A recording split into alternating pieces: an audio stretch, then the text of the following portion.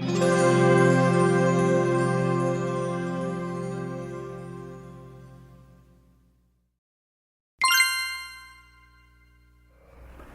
vais vous parler aujourd'hui de la répartition des charges de copropriété, vaste sujet, puisque la loi prévoit que ces charges soient réparties en fonction des tantièmes de copropriété. Les tantièmes de copropriété, qu'est-ce que c'est?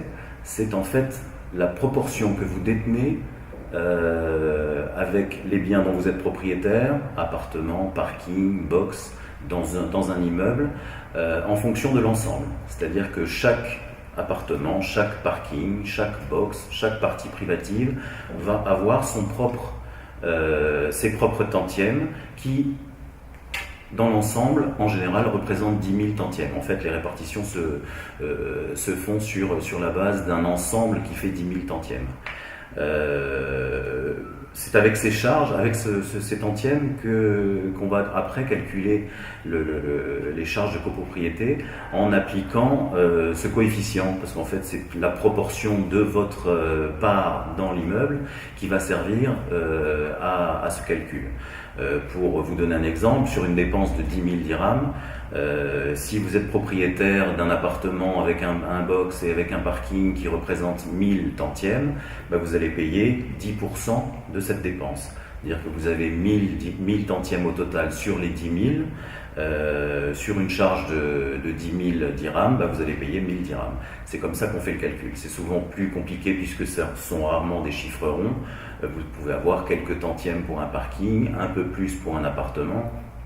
Tout va dépendre après de la taille de la copropriété, puisque quelle que soit sa taille, les tantièmes de charge générale représentent toujours 10 000. Donc vous pouvez avoir 3 tantièmes pour un parking, 12 pour un appartement, ou alors, comme je le disais tout à l'heure, 1000 tantièmes pour un appartement, parce qu'il n'y a que 10 appartements. Et c'est cette répartition qui va permettre de déterminer le montant des charges de chacun. Ça, c'est ce que prévoit la loi. En revanche, au Maroc, il y a un usage qui veut que tous les appartements d'une copropriété payent le même montant de charge.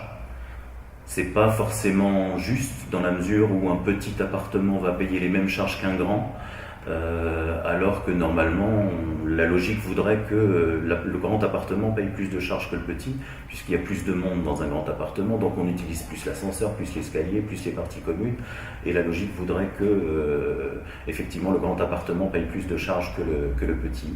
Ça, c'est un usage qui n'est pas prévu dans la loi, mais qui peut être autorisé en fait par l'Assemblée générale. À partir du moment où l'Assemblée générale décide d'utiliser ce système de répartition des charges, ça prévaut sur la loi.